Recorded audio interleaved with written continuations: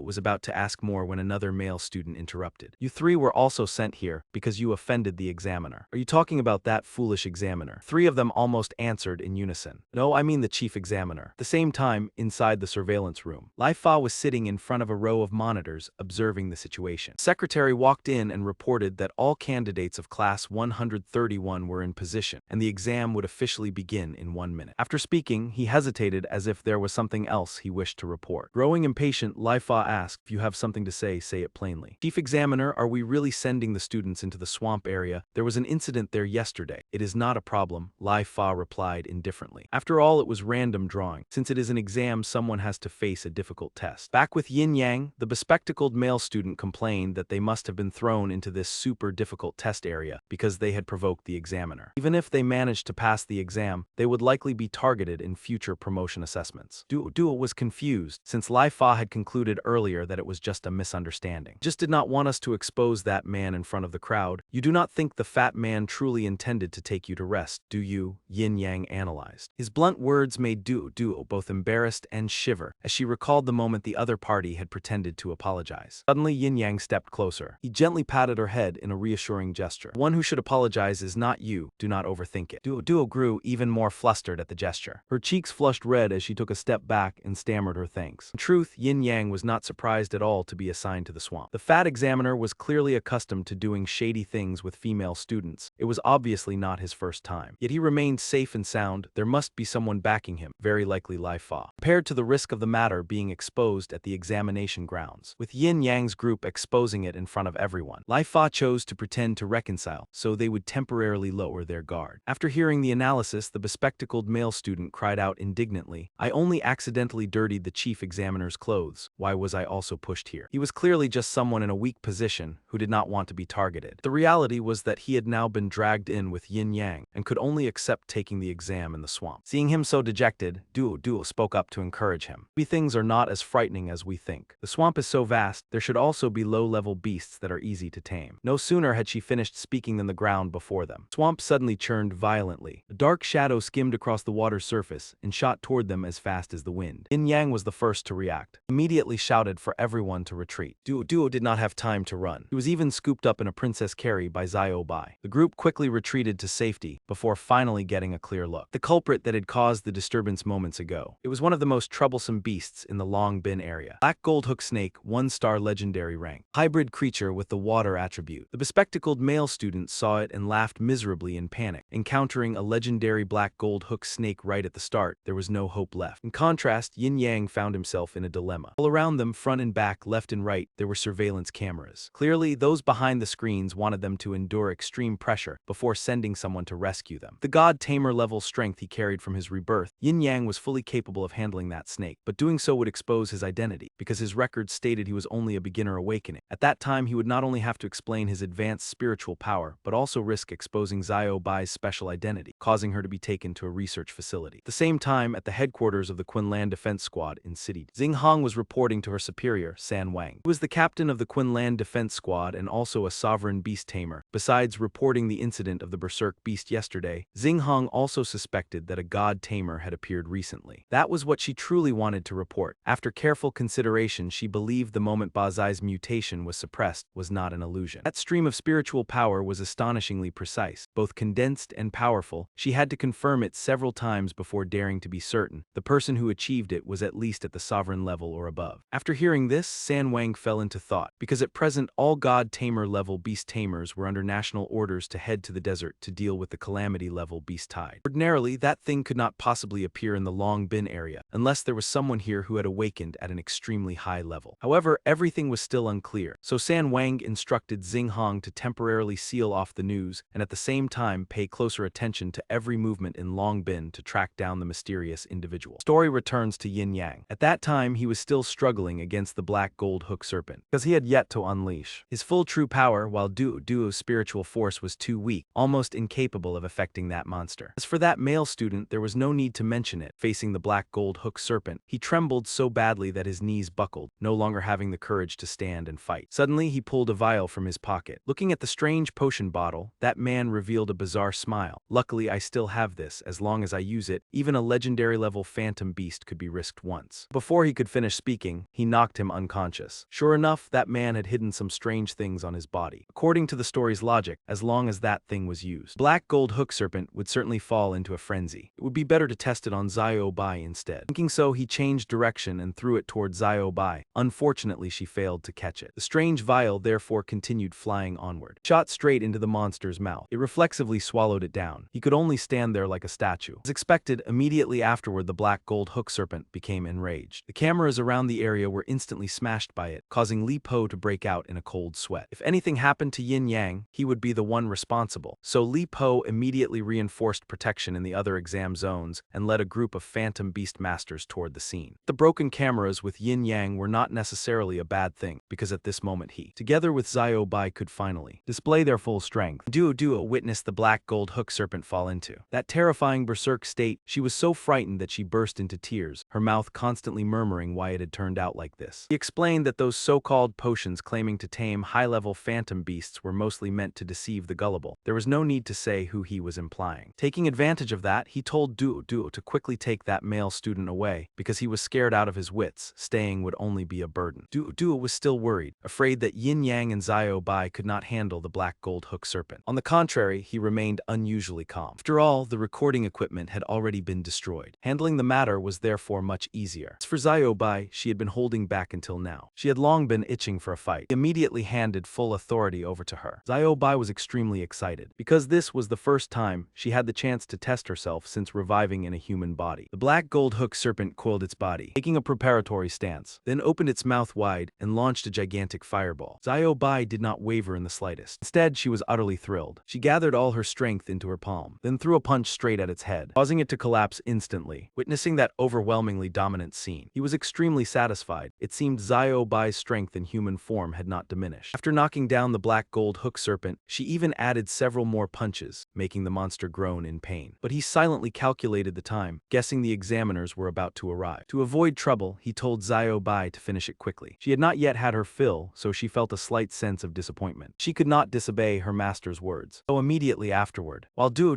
was helping that male student leave, violent explosions sounded behind them, its terrifying power no different from a nuclear bomb. Duo panicked and turned back, worried that Yin Yang had met with misfortune. That very moment, Li Po and the team of examiners arrived at the scene in time. Upon seeing him, Duo finally breathed a sigh of relief as if saved, and happily spoke up. There are still 2 more candidates inside. Please hurry in and rescue them. Li Po nodded, handed Duo and that male student over to the secretary, then led the others charging inside. Even as a Grandmaster-level Phantom Beast Master, he clearly understood that when a legendary Phantom Beast became enraged, ordinary people could hardly withstand it. Therefore, Li Po believed the 2 candidates were likely in grave danger, and if that were true, he would be in serious trouble. But reality was completely different, because at the center of the explosion, a gigantic crater had appeared. In the middle of the crater, the black gold hook serpent had been defeated, lying motionless in a heap. As for Xiao Bai, she was whining and bargaining with Yin Yang to ask for permission to eat its flesh. He advised her to immediately dismiss that thought, inwardly sighing that ever since turning human she had become truly troublesome. Fortunately, Li Po arrived at the right time. Otherwise, Xiao Bai would surely have continued nagging in his ear. When Li Po stepped in and saw that the black gold hook serpent had already been taken down, while the 2 children were still intact and unharmed, he could not hide his astonishment. The other examiners also looked at one another in confusion. Was it not said the situation was extremely dangerous? The 2 children were completely fine. It took Li Po several seconds to regain his composure. Then he told the others to check the condition of the black gold hook serpent. After that, he used a probing gaze to look at Yin Yang and Xiao Bai. I am very curious how the 2 of you managed to overcome this calamity and remain safe and sound. Being questioned at his weak point, he could not avoid feeling tense even though the cameras were broken. And since he was not good at fabricating stories, he could only think of a rather foolish reason. In truth, when the black gold hook serpent chased after us, it carelessly tripped, hit its head, and knocked itself unconscious. Right, Xiao Bai? Yin Yang said while tugging the little girl's hand, and Xiao Bai cooperated flawlessly, nodding vigorously. That's right, it means we did not eat it, no. I mean, luckily we ran fast, otherwise we would have become its dinner. Seeing the 2 children playing innocent so blatantly, Li Po ground his teeth in fury. Deep down, he knew the matter was far from simple, but the camera was broken so he could not replay what had happened. Perhaps noticing that suspicious gaze, Yin Yang immediately switched to a pitiful look, eyes brimming with tears as he acted with full conviction. That black gold hook snake went completely mad back then. It was terrifying. I'm afraid it will haunt me in the future, sob.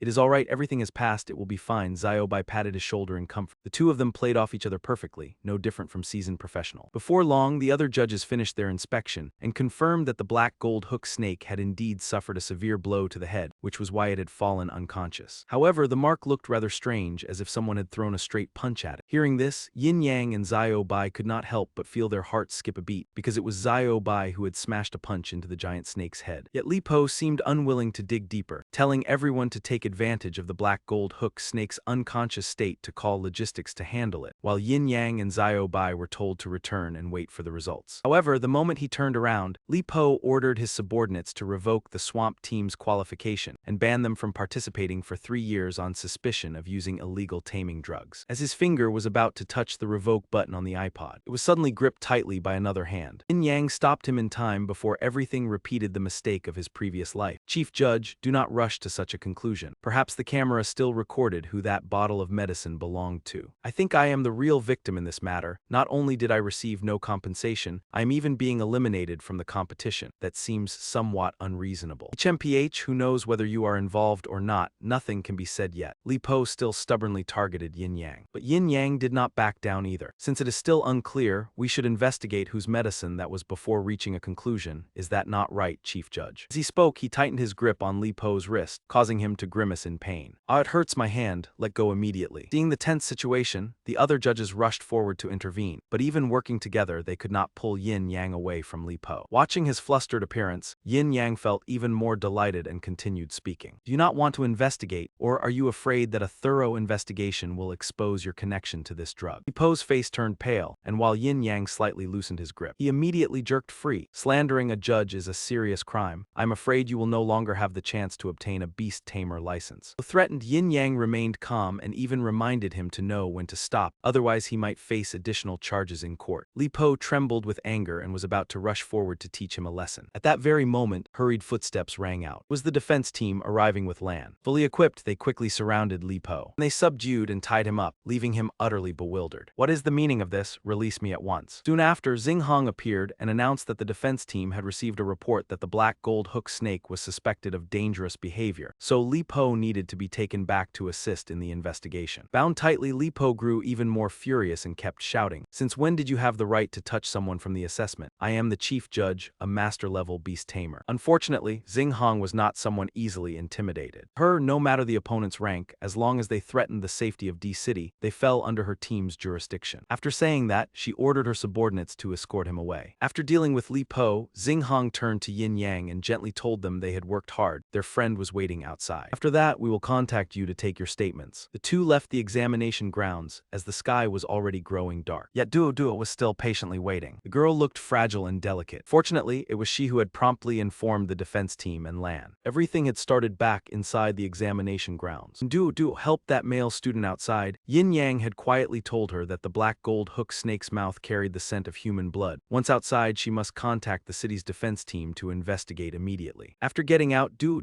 followed his instructions at once, which was why Xing Hong and her team arrived in time. Yin Yang secretly felt fortunate that he still had memories of his previous life. Back then, the black gold hook snake incident had caused a great stir, and almost everyone knew about it. With everything finally settled, Duo bowed deeply to thank Yin Yang for saving her. At first, he felt embarrassed and did not dare accept her gratitude. But thinking about how Duo would become the captain of the defense team in the future, he decided to seize the chance to leave a good impression. Perhaps he might need her help someday. Two exchanged polite words for a while. Xiao Bai stood aside watching anxiously. After a tiring day, she only wanted to go home for dinner. After bidding farewell to Yin Yang and Bai Xiaolong, Duo hurried toward the defense team and Lan, who were escorting Li Po and Judge Wu the Fat. Perhaps Yin Yang did not know that Xing Hong was Lu Duo's aunt. She had looked stern just now, yet the moment she saw her niece her expression changed and she exclaimed with affection, "This time you frightened me to death. Why did you not tell me sooner?" It seemed Duo had recounted how Judge Wu had made things difficult for her. Therefore Xing Hong had taught him a lesson he would never forget and even promised that once they returned to headquarters, she would personally interrogate him again. For Duo, Xing Hong was always uneasy with worry. Duo, I know you want to train yourself and not rely on the family. Everything should be taken step by step. How about transferring to another district or another school? What if you get bullied again? You still have me, Duo replied with a sweet smile. That smile melted the heart of an aunt who adored her niece like Xing Hong.